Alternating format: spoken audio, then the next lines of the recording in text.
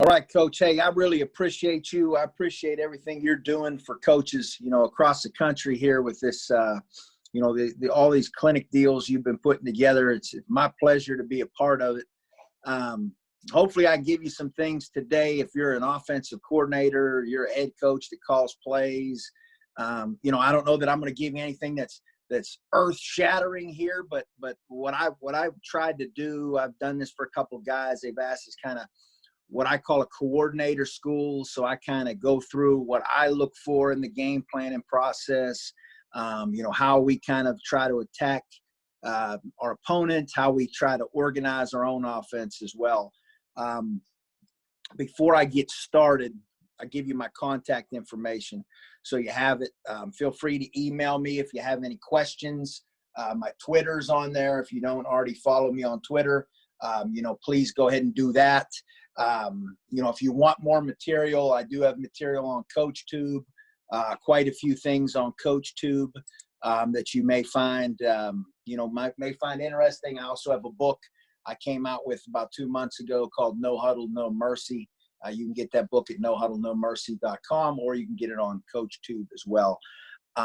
So there's the contact information. Again, feel free to contact me if you have any questions. I'm the head football coach at Burrell High School, Lower Burrell, Pennsylvania. We are a 3A school in Pennsylvania, southwestern PA. So we're about a mid-sized school to smaller end. Now, an interesting thing about me, I've been at every level of high school football in Pennsylvania, big to small. I've coached in college. I've coached arena football. I think I have a unique perspective in that a lot of my experience has been at small schools. I've been in a lot of small schools. I like the small school level, actually. So I've got I know a lot of guys are in the same boat, so I kind of have a unique perspective, in terms of that. In terms of this coordinator school, I'm going to just outline some things that we look at, as we go through the game planning process. And again, if some of this may seem very simplistic to you, or it may seem like, okay, well, that doesn't seem really earth shattering. Well, I think part of the problem when guys do start game planning and they start, trying to get their deal together, I think sometimes we get too complicated. I've been guilty of that, many times in the past. So, we have a very simple process, I think, when we start to kind of look at our opponent, but it's also very thorough and really gives us an opportunity to put together a plan, I think, to have, some success. So, obviously the first things we look at are, who are they?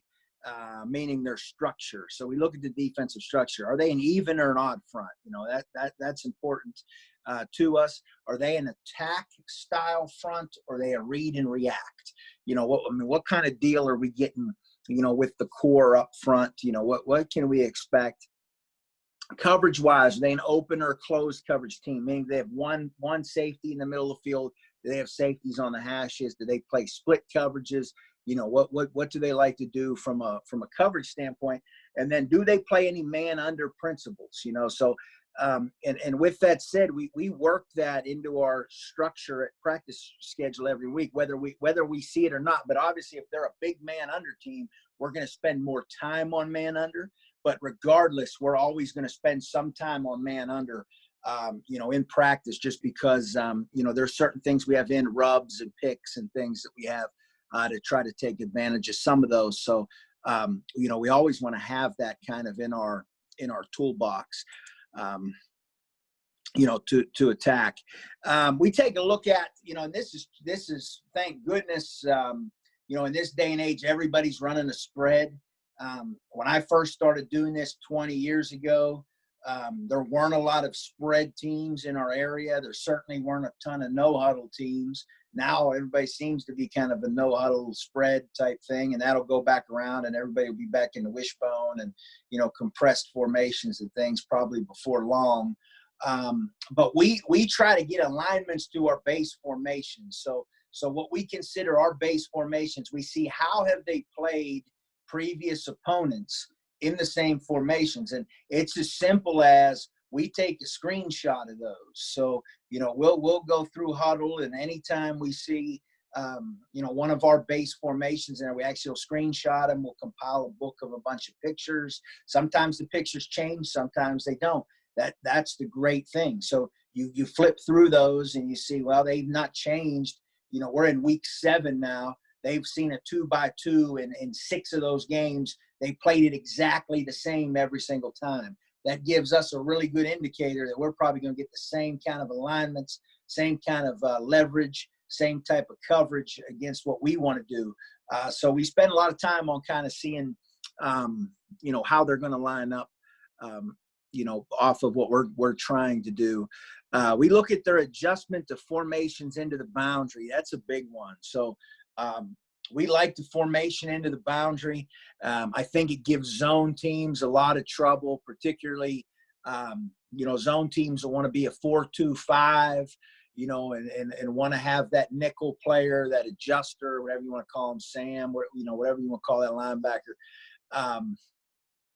They kind of get in a quandary, if you formation into the boundary, do they put him to the field? Do they align him to the trips? Do they try to bring a safety down into the box and get to now one high safety structure? Do they want to expand their box and they want to get into now a 4-1 box, a 5-man box or something like that to give us an advantage there in the run game? So we really, we want to try to stress you with some formations into the boundary, just because I do think it gives you, it makes you have to adjust a little bit on defense. And, especially with how fast we go with our tempo, that a lot of times leads to some advantages for us. And we want to see how they adjust the motion. So we want to see, how do they adjust to extended motion all the way across? How do they adjust to jet motion is a big one. We'll jet motion. We want to see how they adjust to early motion with the back out of the box, with the running back coming out. So we want to take a look at all those different things and see kind of how it fits. We look at their pressure package. So we spend a lot of time on their blitzes. So what we look at, there are basically 3 things we look at in terms of the pressure package from our opponent. The frequency, so the amount that they blitz. So it might just be an overall amount. So we might say they're a 65% blitz team, overall. So we want to kind of see a frequency. We want to know the location the blitzes are coming from. Are they A gap blitzes, B gap blitzes, C gap blitzes, D gap blitzes? What is the typical location they're trying to bring their pressure from? And then we look formationally. Do they have, back in, and no one does this anymore really, but, back, 15 years ago, the blitz check was, if you ran trips, everyone blitzed that linebacker away from the trips a lot of times to the single side. You saw that a lot. Out of people. So do they do anything like that formationally? We come out and empty. Are they going to be a blitz team? Have they shown blitz against empty, or are they a drop 8 team? Do they get everybody into coverage and do that? And just as a side note, I'll mention this: if you're trying to throw the ball over the top, what I've found in recent years from a lot of people that we play, it used to be, well, we'll empty out, or we'll spread out, and try to get that ball over the top. We've actually had more success packing it in, getting extra backs in the backfield and maybe going, one-on-one on the outside there, just single receivers. I think you have a better chance if you've got a really good receiver to try to get him one-on-one than get him over the top if you pack it in the box. What we see is when we spread it out, we see a lot more drop 8. We see a lot more coverage type stuff. So again, just an idea there, but that's kind of what we look at from our pressure package, as we try to take a look at that. The other thing we look at, because we are an extreme tempo team. Okay. So we're trying to get the football snapped, as quick as we can. There are a couple of things we like to look at. We like to see substitution patterns of the defensive line. It's hard to see on film, but we try to chart how many different defensive linemen they're trying to play in a game. So do we see a lot of different guys coming in and out? Do they have a lot of big-bodied guys? We love to see those kind of guys, So we really pay attention to their, the number of guys that they try to use on the defensive line. Do they try to get them in on first downs? We try to see if we can pick up a pattern, on that. And what is their overall condition? That's really hard to tell off film. You know, back in the old days when we send guys out to scout, it was a little easier. You know, they could say, hey, you know, 72 gets gassed, you know, hands on his hip, you know, hard time in between plays. It's hard to tell that off the film now. But we also look at, have they played an up-tempo team? And when I say up-tempo team, I mean like our style of play. I mean, really trying to get the ball snapped. No huddle. Everybody's no huddle now. So I don't consider, you know, the no huddle where everybody stands around and you check plays and you look over the sideline. And I don't really consider that an up-tempo type thing. It's still a no huddle, but you could almost be in a huddle and get the play called in the same amount of time, if not faster. So that doesn't – I don't think that stresses the defense from a conditioning standpoint like that. But if they have done that, you know, have you noticed anything in the second quarter or the fourth quarter on film? As we start to look at our game plan, this is no offense to anybody that's a defensive guy, because if we tried to game plan and we tried to worry about everybody's exotic defenses that they run and you know, their scheme, and everybody's like a Nick Saban out there now or whatever, we would be in for a long week, because we'd waste all our time getting ready for the opponent and not getting us better. You know, our philosophy with our offense is we try to get better. So we try to get better every week. We try to run a small group of plays that we think have answers to a lot of different defenses. The plays have either multiple adjusting routes in the passing game, a very simple running game that you can really run at any kind of front and should have answers for all of that, along with RPO, screen type stuff to be reliefs for the run game. So when we look at a defense, and this is high school level now, you can take this if you like it. If not, don't. I mean, keep doing it the way you're doing it. But we attack players, not defenses. So we try to find your worst guys on defense that we think we can go at. That's the number one thing we do when we game plan. I want to find your weakest player at all three levels, meaning the defensive line, the linebacker level, and in the secondary. So we want to first of all look at, you know, who can we run at? You know, who are your soft guys up front? Who can we attack? What is going to be when we need 3rd and 1, you know, what side are we going to run at? What gap are we going to run at? I think we have the most opportunity to have success. You know, in the secondary, you know, we look at, you know, who can we run by? Who won't tackle? You know, we're trying to find your booster kids that you got out there, your kids that, you know, you got out there, maybe they're decent players, but they're not quite as good. Some guys will say, well, hey, coach, I mean, they're all good. All 11 are good. Hey, listen, if all 11 are good and all 11 are better than your 11, it's probably going to be a long night for you. You know, good luck to you. You know, I wish you well, but it's going to be a long night in my experience in high school football. When they're 11 or better than your 11, you know, you're really going to have to scratch and claw and, you know, come up with some stuff. But in most teams, I don't care who they are, you're going to have some kind of advantage somewhere. Now, they're going to have an advantage, too, on you, and we'll get to that. But you're going to have some kind of an advantage at some place. We want to find aggressive players that we can attack. So we're looking for the weak players. Now we're looking for aggressive players. So, you know, we want to look at their defensive line, you know. So if we're into our, you know, read option game, if we're zone read, you know, who can we attack there? Who can we attack on screens? Is the D-line going to rush? You know, are they good at reading and reacting? Your linebackers, do they play downhill? So against any kind of run action, are they downhill? Well, if so, you know, we can play past them. We can pop past them. We can RPO them.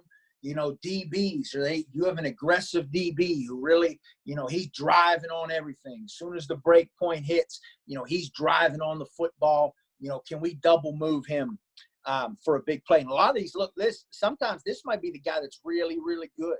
You know, this DB here might be the guy that's really, really good. But guess what? If you can get him on a double move, you know, he'll bite because he wants to pick that thing and, you know, try to take it to the house. So we make little notes on all these things. But I think a couple, you know, points here definitely are understanding who their best players are. You know, and I have here don't be stupid. It's not a video game. So here's what I mean by that. And I've been guilty of this in the past myself. You know, we got plays and we come out and when we used to not focus on individual players, because I used to not do this. I used to not really identify and really try to attack the absolute worst player. We used to just game plan for defenses. Oh, you're a 4-2 front, cover 3. Well, this is what we're going to run, you know, against you. And I think what ends up happening, guys, is this is not a video game. It's high school football. So your receiver over there, he may be the best kid in the world, but he's never going to play football beyond high school. He's you know, they may have a corner over there that's going to East Carolina. All right. Well, I don't want to throw a quick game with my receiver over here against your kid that's going to East Carolina. All right. You know, even though that's in the game plan or that's where the call, we think the call is going to be, I'm not going to be stupid and do that because that is a matchup advantage for the defense. I'm not going to poke the bear and give that kid a chance to pick a ball off and take it back 60 yards, you know, to the house. We're going to avoid that kid. If they've got a corner that's going to East Carolina, we're not going to throw it his way. We're going to attack the other kid. Okay, we're going to attack him as much as possible. We're going to try to find your safety that might be a little stiff. We're going to try to see if we can get him isolated. You know, we're going to go after those kind of guys. We're not going to go after your best guy. Can we block their best defensive lineman? This is a big one because this will wreck your game. Like, you have to have a game plan for this. So if they have a defensive lineman that is just so good, like he is so much better than any of your guys, you know, in a one-on-one situation, don't ever put him in a one-on-one situation. You may have to adjust what you're doing in terms of your pass pro, you know, run game. Always try to get that guy doubled or cut or get a back to chip him, you know, assign a back to chip him in pass pro. Don't just let that guy wreck your game because that guy will wreck your game. Again, it's not a video game. This is real life. Trust me, if you can't block this kid up front, you are going to be in for a long night. All right. So you have to have some kind of adjustment, but you have to have practiced it through the week. You have to have game planned it for how you're going to handle them. And then that gives your kids confidence because they're like, you know what? Yeah, that kid is good. They can see him on film. Your kids aren't dumb. They watch Huddle. Okay. They watch the film you give them. They see that this kid is wrecking every team that he plays. They're thinking to themselves, man, I got to block this kid all night. Now you come in and say, here's what we're going to do. We're doubling him here. We're going to chip him here. Now we've got some confidence, all right? We've got some confidence in the game plan because to me, that's the most important thing. When you're establishing your game plan for your kids, are they confident in what you're trying to teach them, all right? If you can make your kids believe, you can go beat a better team. You know, you can put a game plan together and go out there and compete and beat a team that's better than you. But if your kids don't believe in your game plan, if they don't believe they're going to be put in a position to be successful and they want to know the whys. So we would explain this. If we changed our blocking for the week, if we put an adjustment in, we're going to chip this kid. We're telling him why. We're like, look, he's got 7 sacks in 2 games. Okay. This is why we're doing this. We think it's they've got an advantage there. So we've got to do something to try to handle it. So I think all of that's very important. Their best DB. So I talked about their best DB. Does he travel? I don't mean does he come to your place on road games. I mean, does he go from one side of the field to the other? Will they put him on your best receiver? So have they shown? Will they put him in the slot even? You know what I mean? If your best receiver, say you put your best receiver in the slot, will they make him a slot corner? Will they put him in? Because we've seen teams do that. Will they travel their best defensive back around if he's a man defender? So those are just some general kind of ideas as we look at the opponent, as we break the film down. Again, it's not overly complicated. I think it's a lot of common sense stuff. But I think since we've gone to that kind of format, it's been really great for us. You know, and that leads us to, so after we do that, we're now talking about our offensive menu. Okay. So offensive menu are the plays that we're going to run, you know, in the game. And I'll show you our call sheet, how we set all that up and, you know, everything. But, you know, when we look at a menu, I look at this, I kind of have this philosophy about it. You look at a big menu at a restaurant, you go to a nice restaurant, man, they got a nice menu. Everything looks good. Everything tastes good, but you can only digest so much. You can't eat that whole menu. You can't order that whole menu. All right. No matter how bad you might want to, no matter how bad you might think everything looks good. Okay. And that's a mistake a lot of coaches make. And I've made that, when in my younger years, a long time ago. But we'd have all these different plays. We think, oh, we got to do this, and we're going to put this in. Oh, this is a really good one. And, a couple of things happen. One, it doesn't fit what you do offensively or your personnel. So you've got to make sure that anything you put in, anything that's in your offensive menu, anything that's in your game plan for the week, doesn't fit you offensively, your personnel, your scheme, okay? I talked about this when I did the gadget play presentation. I said, if you're going to have a gadget play, it's got to fit what you do offensively. If we are a foot-to-foot, double wing, power football team, and we come out all of a sudden in 5 wide, we're split out, and we're going to try to run a gadget play, number one, that's already alerted the defense that something is up, because it is so out of the ordinary, out of the realm of what we typically do. So make sure that what you're doing as you set up this process fits your personnel and your scheme. I think that's inherently important, as you do that. And do you have enough time to practice it? So we only, you have to make sure that you can drill and practice everything that you do. Okay. I'm a big believer in that. If you follow how we practice, the things we do, we get high reps. We spend a lot of time in group work, a lot of time in individuals. I'm a high school football coach. Our job is to develop high school football players. Okay. And we can't practice 1,000,001 plays. We just can't do it. All right. We don't have enough time to do it. We're not out on the field that long. We got guys playing both sides of the football. We can't come in with 1,000,000 different plays. We got to get really good at the plays we run, and we got to make sure our plays have answers. Now, the second part of this is run what you practice and practice what you run on Friday night. What I mean by that, we do not draw plays up at halftime of a Friday night game. Oh, well, we could get them on this. Well, yeah, we probably can get them on this, but we never practiced it. So we're not going to do it. I'm not going to do that. I don't care if you drop a play and say, oh, we could go out and go ahead and run this. And guess what? We haven't practiced it.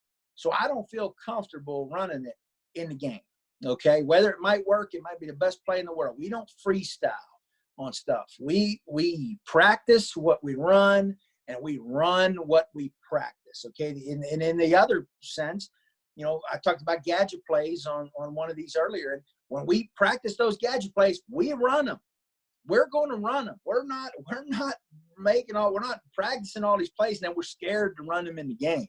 If we practice them, we're going to run them. So I think that's important as well, because you really want to maximize your practice time. Make sure you're not, wasting your time. Hey, Coach, got a question here. Yeah, go ahead. Question was asked, what are some suggestions in helping your staff learn how to visually decipher these tendencies of your opponent that you want to capitalize on? Which tendencies in particular? Are we talking blitz stuff or? Coach, can you just expand on that a little bit, Coach Greenwald?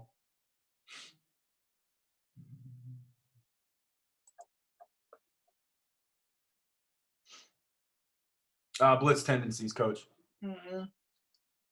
So what we do, we'll have their blitzes drawn up. So we'll card up all their blitzes, and we'll look at it and say, is it formationally? So are they only doing this out of maybe a 3-by-1?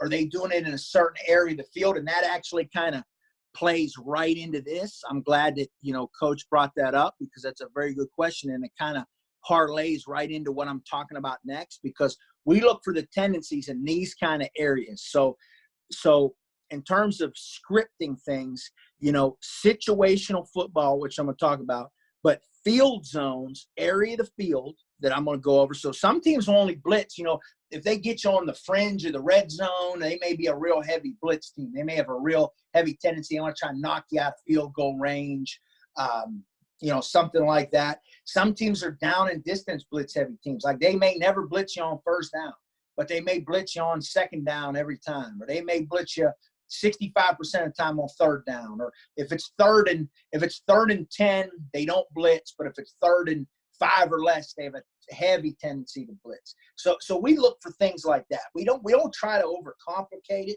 We look for obvious things. I've always said this: we don't create statistics. Okay, so some guys want to say, and it's great. Hey, if you want to get this detailed and go through all these pie charts, I've seen guys that literally have pie charts, and also they are a 42% blitz team on, the left hash, and it was, guess what? We're calling plays so fast, man, that's not going to affect my play calling whatsoever. But if you tell me that there's 75% pressure on 3rd and 5 or less, now that means something to me. Okay, that means something to me as a play caller. But we're not going to get into it's 43% here and it's 42% here and it's 18% here. I mean, hey, guess what? We're gonna just kind of smooth some of that out, and not necessarily consider that a real heavy tendency. I hope that helped. We're good, Coach. So when we talk about the game playing process of scripting things out, these are kind of areas. Like we have plays for different field zones. We have some plays for down and distance, and we have plays for situational football. I think it's important that you have things. So we talk about field attack zones. So these are areas of the field we kind of plan the deal out. All right. So we're talking backed up. All right. So we're going to the goal line to the -15, the -15 to the 30, the open field, the red zone, and the money zone. I would say most of these 2 zones here, we can pretty much call anything, guys. We don't get that worried about getting really specific in terms of different play calls. But coming off, we're going to have some things scripted up.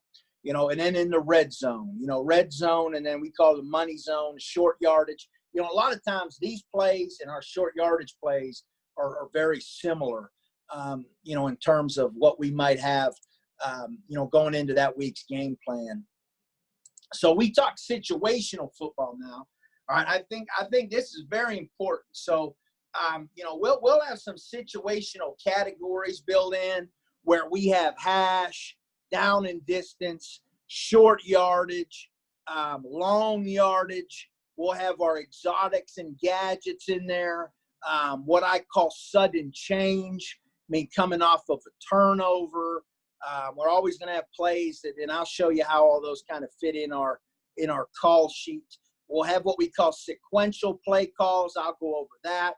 And then again, these field zones, certain play calls are triggered off a particular hash or area of the field. And I think it's important that if you have that, on a sheet, for you, it kind of does help you a little bit. I'll be honest with you, most of my play calling, because we go so fast, is really done off the field. So I don't sit there and look at a call sheet, when I'm calling plays. I'll look at it in between drives. It'll kind of give me reminders of myself. I'll cross things off that haven't worked. I'll circle things that have worked. But we're trying to go so fast. I'm the play caller on the field. I don't look at a sheet, when I'm calling plays. It's more off of what the film study I've done. I've already kind of prepared myself for the game.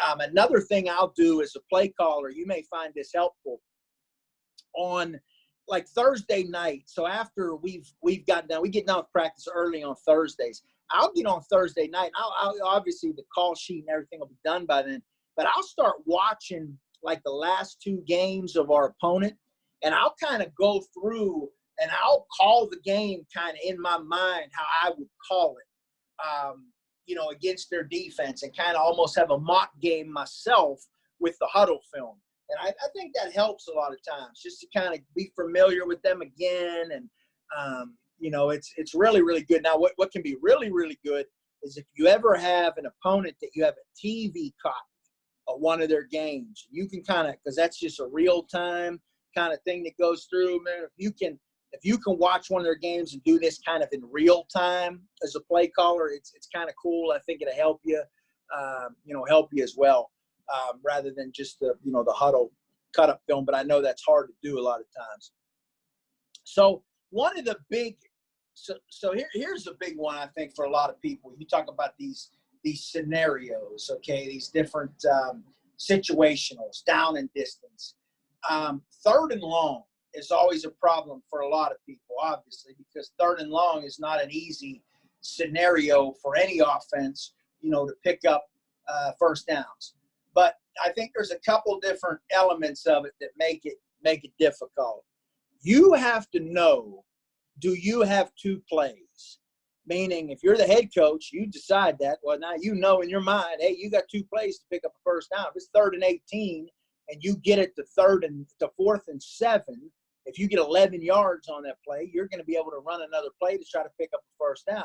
If you're not the head coach, you're the offensive coordinator, you and the head coach have to be on the same page as to, hey, do I have two plays? So can I run a play to get 10 yards and then have a play to get 8 yards, okay? If not, you're going to try to get 18 yards on one play. It's not going to be necessarily, easy. So that's important, number one. Number two is protection. Again, we talk third and long. This goes back to your understanding what that defense is going to do. Is that defense going to pressure you on third and long? Are they going to drop 8 and try to play coverage? What are they going to do? So if it's 3rd and 18, they might heat you up. You know what I mean? If you're trying to go a lot of spread stuff, they may heat you up. Your quarterback's not going to be able to hold the ball very long. So, they're not going to let you get to 18 yards on a route, throw the ball. So you got to be wary of that. And then how teams, what we get anytime it's starting long, we're a big screen team. Everybody else screen. So if it's third and 12 or 3rd and 14 or whatever it is, man, the whole defense is screen alert. They're not going to rush.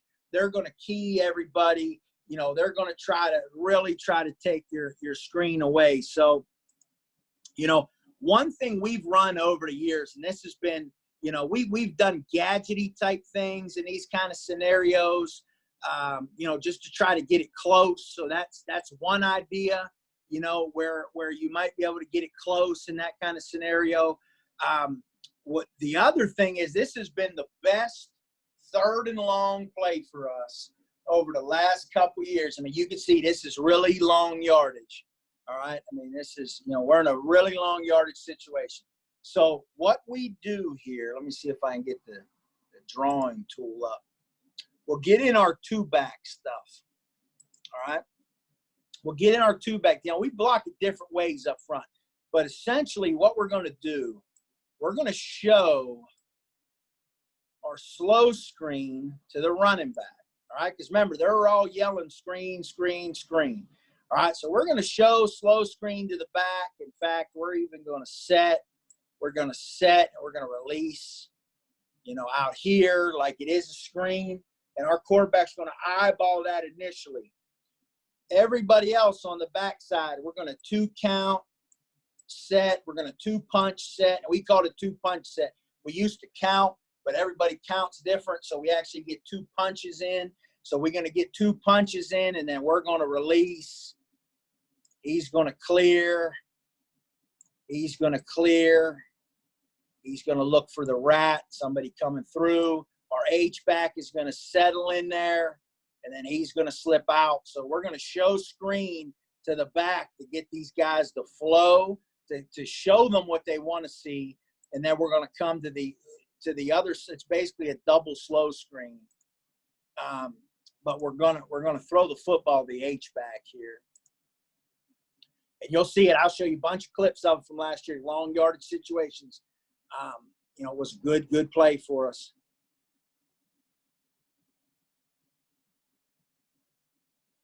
It gives you a chance, all right? Gives you a chance, where this initial screen would be dead. you know, because they're key in this. You can see all the flow that gets, you know, because that's our tailback. That would be the guy we typically try to throw something like that to. I mean, watch these guys just running over the top. Puts us in a nice position there to pick up that first down. And I've got more clips of it because, like I said, we ran it. It was a play we ran a bunch. Same deal.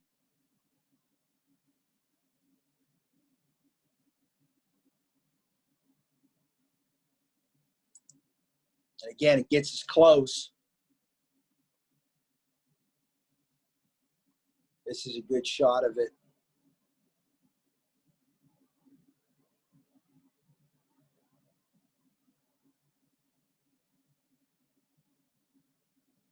Good job by the lineman just getting on somebody. Really nice job out here. But watch these linebackers.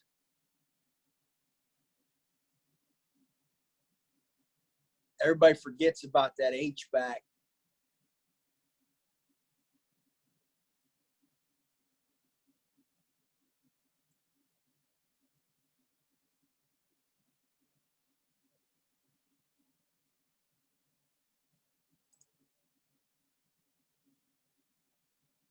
So again, that's an idea. Another idea we use, we'll get into a deep shotgun, where we'll back the quarterback up like it's 7 yards. We'll do that some just to try to get some extra time if we think it's going to be a lot of pressure. See, third and real long here. We do this kind of stuff just to, we got a quarterback that can fling it now. You might not want to do this if I got a kid that can throw it, but I don't care what kind of pass rush they're bringing. He's throwing that thing from like 12 yards deep. It's a hell of a time for those guys to get back there. But, it gives us a shot. It gets us in. It gives us a 20-yard hook up there where, we probably would have had a hard time, being able to do that. So I think that's important.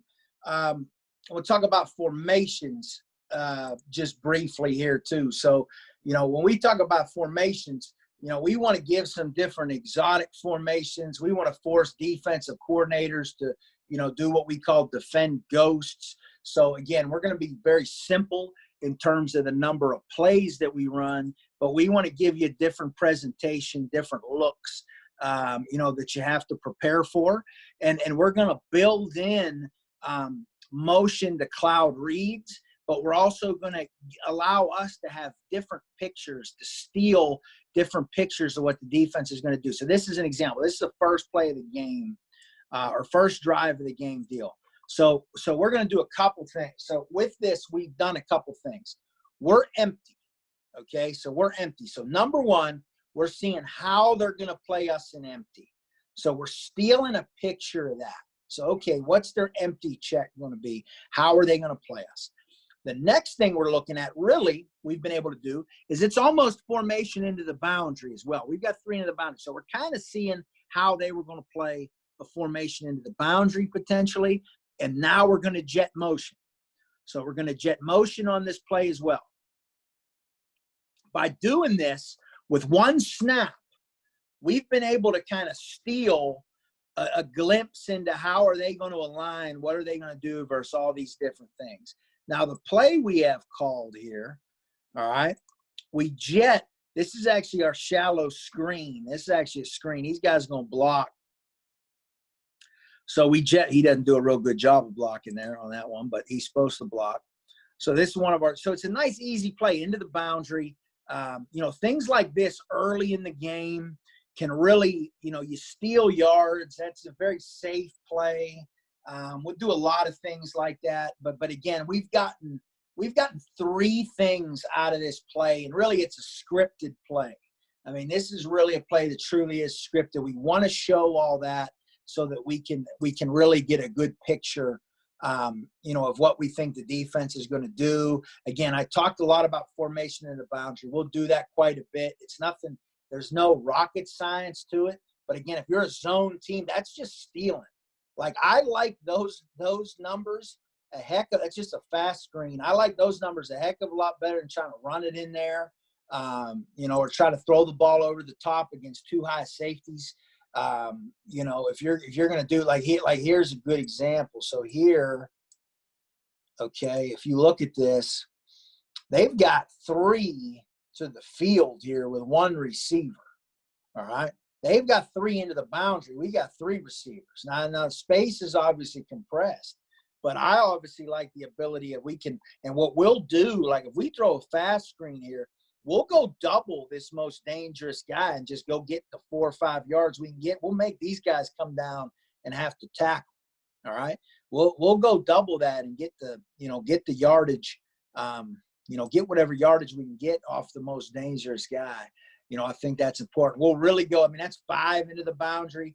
I mean, we've done, and you can see there's a good example of us doubling that most dangerous guy. All right. See, we're doubling that most dangerous guy there. And that's just stealing, guys. I mean, we'll put stuff in like that, and we'll try to steal some yards, try to formation you. A lot of times when we do that, we'll have some things triggered off it as well. But the shifting in motion, in my opinion, when you go as fast as we go, it forces a lot of auto checks. All right. Because I think the faster you go, the more static the defenses become. And I know everybody will say, well, we're a no huddle defense. We can get calls in and we can get things like. I promise you, if you don't do that all year long, because why would you? I mean, why would you call your defense that fast if you don't have to? You're not going to see, maybe a ton of other teams throughout the year that go as fast as we go. So why would you work at those kind of things? We're working at this year round, how fast we go. We're going to be able to do it better than you, is my point. So I think what happens defensively is you see guys, they get into a lot of auto checks or they just play a static defense. It makes it easier for you as a play caller. I know it makes it easier on me because I'm not that smart. So if I can get the defense to line up a certain way and I know they're going to line up that way, it makes it a heck of a lot easier for me to call plays and try to get our guys in a position to succeed. And we'll do shifts and things like this, just things that are that cause you problems. So you may have all the checks in the world that you want to have, but when we come out and stuff like this, you have to have checks, is really the only way. And we'll do things like this to kind of steal pictures. So we'll go formation in the boundary, 4 into the boundary. Now we shift into 2 back, 4 into the boundary. Now we shift into 2 back. So we steal a true picture of a couple different things at once. Same with shifting. We'll have, 2 or 3 shifts a game that are game plan shifts, typically with motions. Jet motion, we may get into some exotic stuff like this just because it forces the defense to have to waste time. I know I hate it as a head coach when teams run the polecat, muddle huddle, whatever you want to call it, as a extra point deal, because we waste 15 or 20 minutes of practice time, every week going against this. And then we start playing the ghost game. Like here, I'm going to give you this example. So this is something we call circus, all right? Now, we have a call that comes in, and it allows our guys to line up anywhere they want. They can literally line up anywhere they want pre-snap, and then they're going to shift into the formation that we have called. The defense doesn't know that. So the defense doesn't know if that's an actual formation they have to defend or whatever. So what happens is once you put this on tape, you remember, we're only running a certain number of plays, but your opponent is watching this tape, and they're going to prepare for every little thing that you might be able to do out of this. And we do the same thing. We fall into the same trap. So you run the swinging gate extra point. We start talking about, well, they might snap it over here. Well, then they might run speed option. Then they might flip it back to him, and then he might throw. You start creating these ghosts, I call it. You start creating all these different scenarios in your mind about what they could possibly run. Meanwhile, they don't even have those plays in.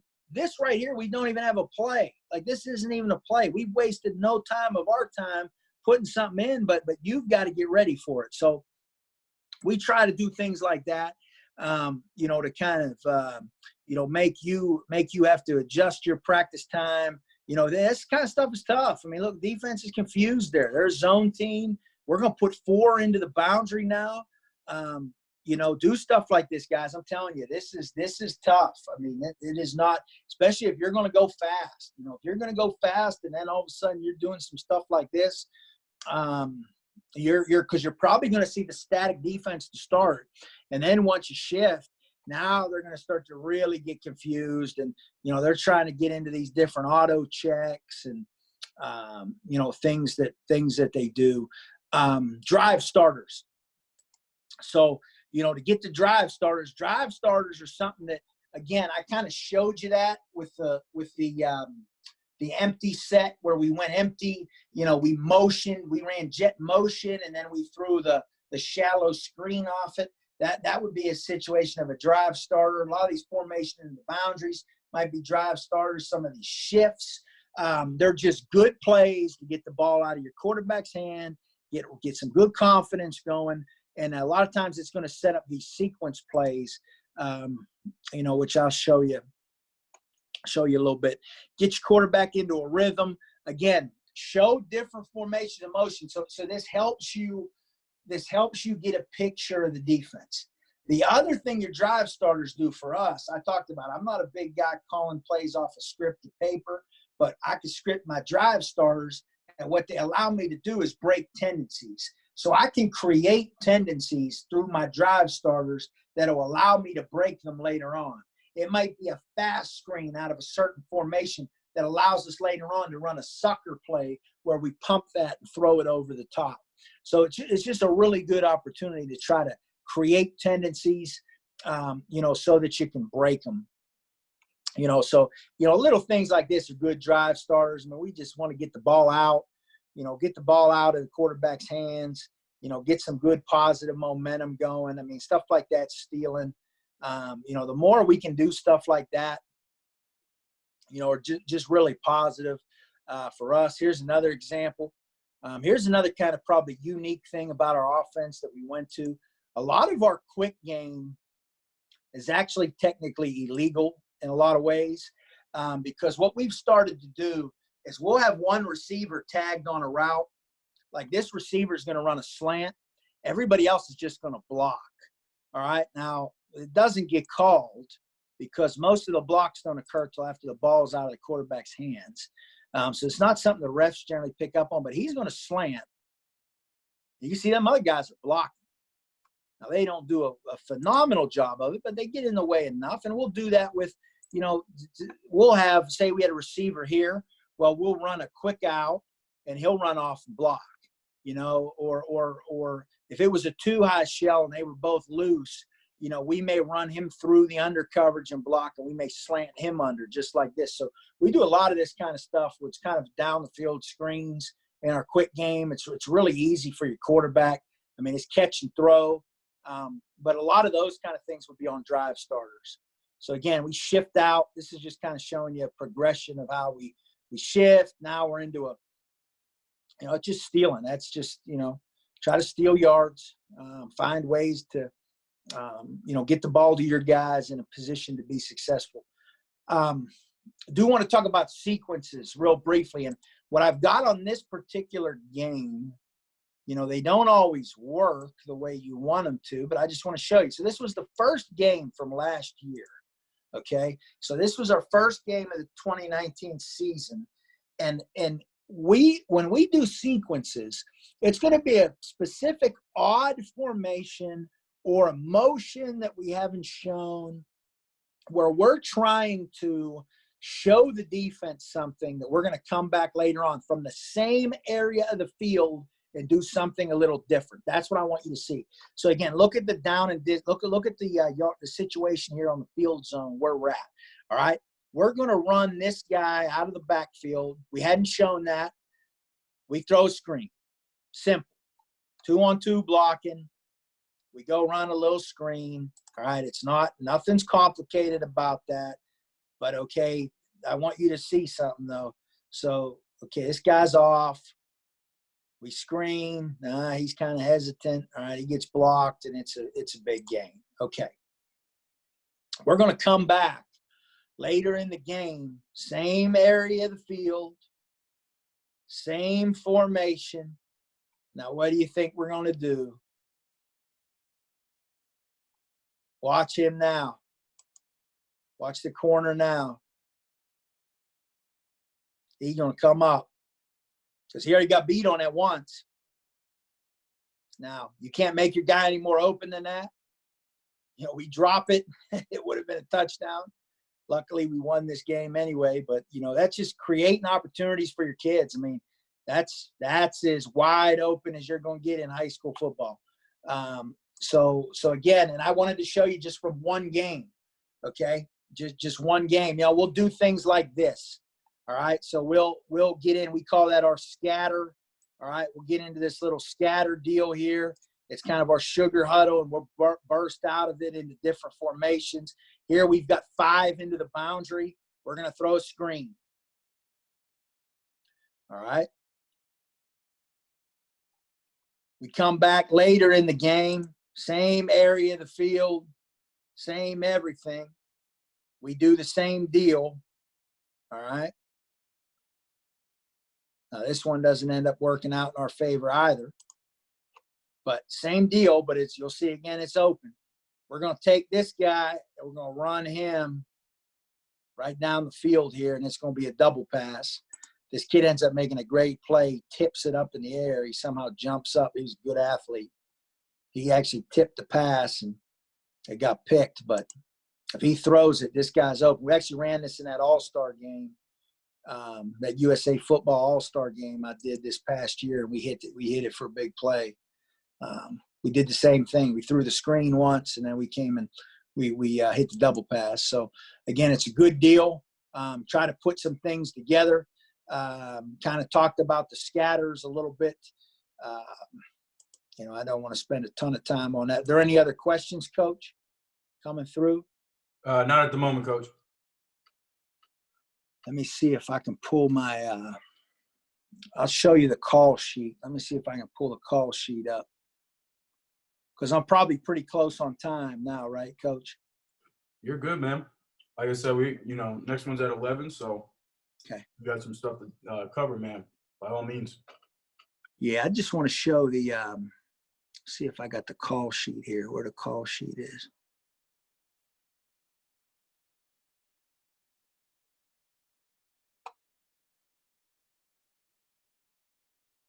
Try to find that call sheet.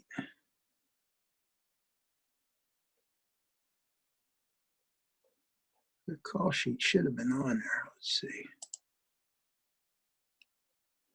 Here we go. It's probably here somewhere. Here we go. All right. And again, this is nothing, as I said, earth-shattering. A lot of times this is in my pocket, during the game, but I look at it in between drives. You know, if you can see this, this would be the side we'd have the menu on. And this is just base runs. Now, what these columns are like areas of the field. So, you know, that would be right hash, left hash. These would be like middle of the field calls. So we kind of space them out on here as I'm looking at the field. All right. So same with the screens, same with the pass attack. So we kind of have the menu here just for our base stuff. Then I got 2 little situations here. We got money down, 4th and 1 or 2. What's our best play? 4th and 3 or 6. What's our best couple plays? 4th and 7 to 14. What's our best couple plays there? Call that money down. I think that's important to have because you get in those situations, man, you forget sometimes what you think your best call for that is. Last play of the half or game. All right. So from the plus 30 to score, we've got something. From the plus 20, we've got something. And from the plus 10, we've got something. So we think, what is our best play, to try to put it in the end zone off of that. We have 1 play to win from the plus 5, the plus 10, and then long yardage. All right, so we have 1 play. We got to get the ball in the end zone. What is it? What are we calling? What of our gadget and exotic window here? We're going to have some plays in the menu there that we definitely want to get called. We'll always have a bunch of 2-point plays. We like to go for 2 certain situations. We'll have those. We'll have some 3rd down calls, 3rd and 3, 3rd and 7. All right, 3rd and 7 plus. We'll put those there. Want to have some stuff kind of build in. We'll have some momentum calls. So we call these momentum calls. So these are shots and sudden change. All right. So again, this off a turnover, off a big momentum swing in the game. High school is a big momentum game. We want to take advantage of that momentum. So we're going to have some calls there. We want to look at, again, here would be some shifts and exotics. Like I kind of showed you, those are tied in a lot of times with those. So then again, I talked about areas of the field. So backed up. All right. So backed up coming off. So the -5 yard line and out, the -5, the -10, the -15. What are our best calls in those situations? Again, this would be a right hash, left hash. And then I have a column here that says safe and then a shot. So this would be, hey, ball's on the -1.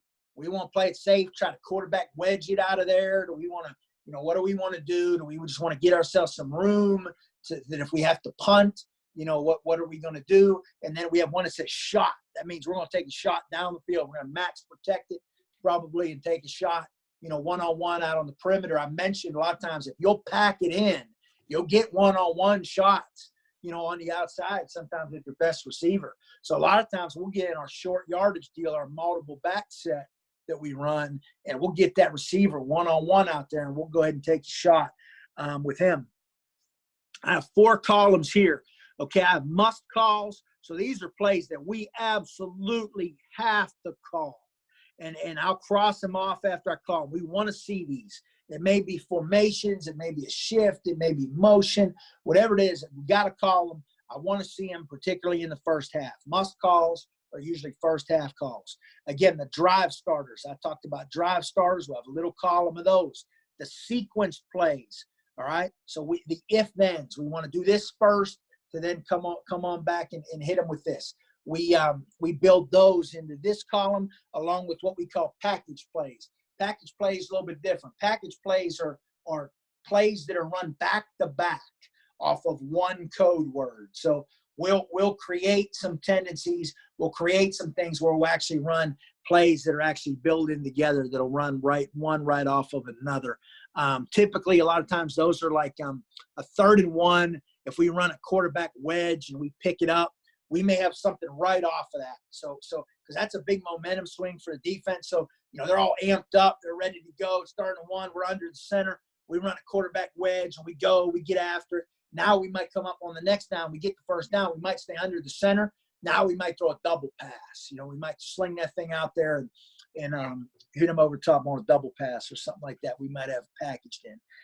We'll have red zone script. So, from the 20 out, just different things we like in there. And there's a lot of overlap because, again, we don't have that many plays. So a lot of these plays really kind of overlap from the front sheet as well. And we'll have the short yardage goal line stuff. Okay, our best plays there, and then our best long yardage plays. And again, if you're in long yardage, really try to focus on, do you have 2 plays to pick it up? I think that stuff's really, really important. But that's all I got, Coach. I hope that was helpful. If there's questions, I feel free to love to answer. Yeah, absolutely, Coach. There's a few questions here actually. So, first one, how many plays are you typically carrying into a game?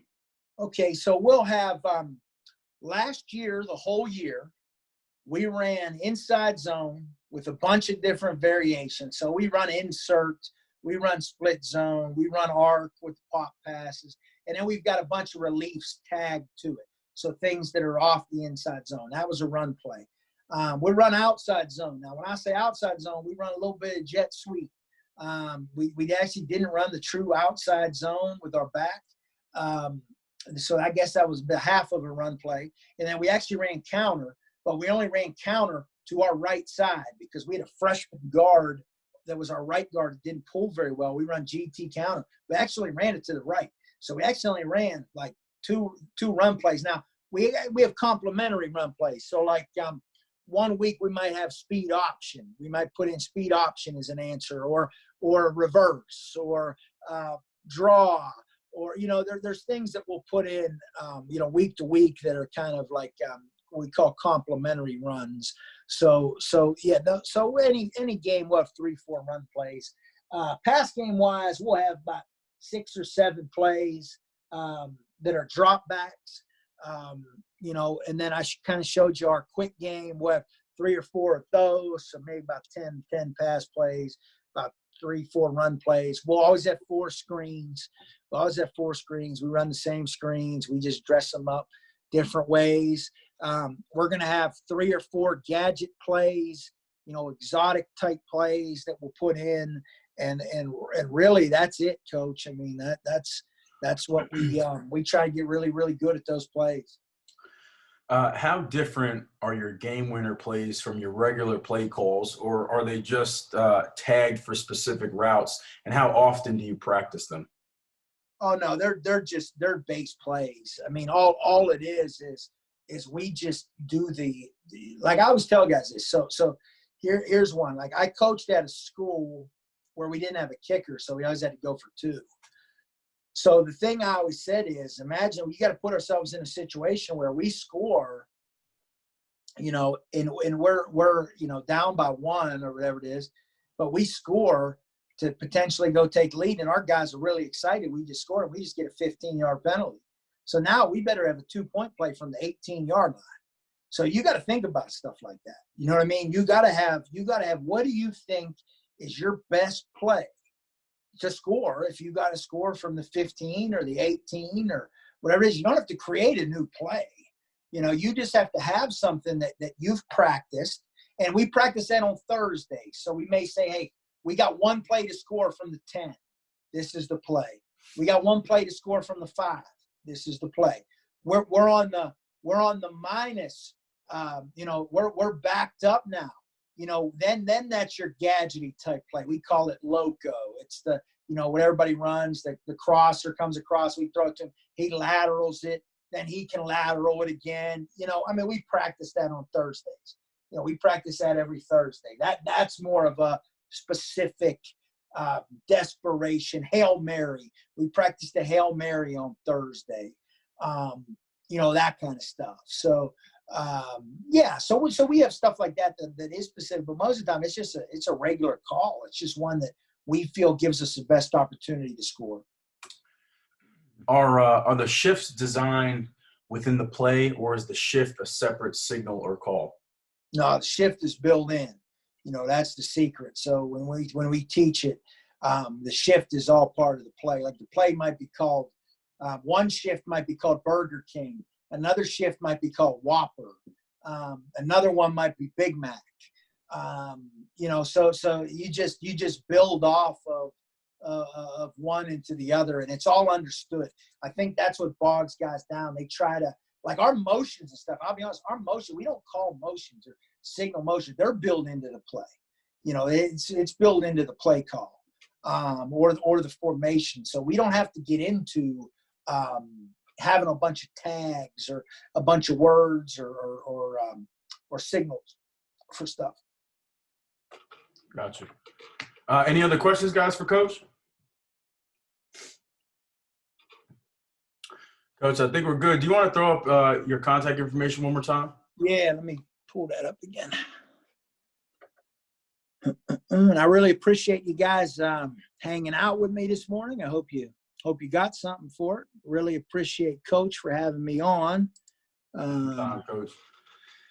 And it was just asked the name of your book, and I guess get some information if they want to get a copy of it as well. Yeah. So there's my contact information. If you go on my Twitter, there's a bunch of stuff on there. I have some stuff on CoachTube. I do have a book. I have a book called No Huddle, No Mercy. You can get it at nohuddlenomercy.com. If you go to my Twitter, there's actually a pinned tweet at the top of it. I've got a deal on CoachTube. It's called The Vault. It's got a copy of the ebook. It's got like 14 hours of clinic video, cut-ups, playbook stuff.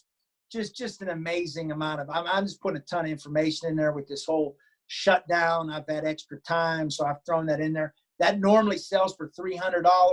If you click that link, the pinned link, you get all that for $99. So there's a deal on there. You get all that for $99, and then what I do for you, I actually do a one-on-one hour-long Zoom with you, answering questions you might have after you look at that, a private, one-on-one type thing. So check that out. It's on my Twitter. It's the pinned tweet. Like I said, I think it's $99 is the sale. You should be able to get that through that link, but you get the book. You get the ebook, you get there's I want to say 14 hours or so of video on there now, cut ups, clinic stuff, quarterback manual stuff. There's just a lot of pretty good stuff on there. And hey, everyone likes free stuff. If you go on the CoachTube, I have a shallow cross clinic that's like 2.5 hours long. It's absolutely free on CoachTube, so you can go check that out as well. Awesome, really appreciate that, Coach. No problem. Yeah, guys, obviously, if you have any other questions for Coach, and I see a couple people in there have some of your material, whether it's the online course or the book, man, it's awesome. So definitely check it out. And if you guys have any questions, man, hit him up, and he'll definitely help you out. But yeah, always a pleasure having you on, Coach. You always do a tremendous job, man. So I appreciate it. Appreciate you, Coach. Yes, sir. Yes, sir. All right, y'all. Hey, we'll wrap this one up. We'll be back at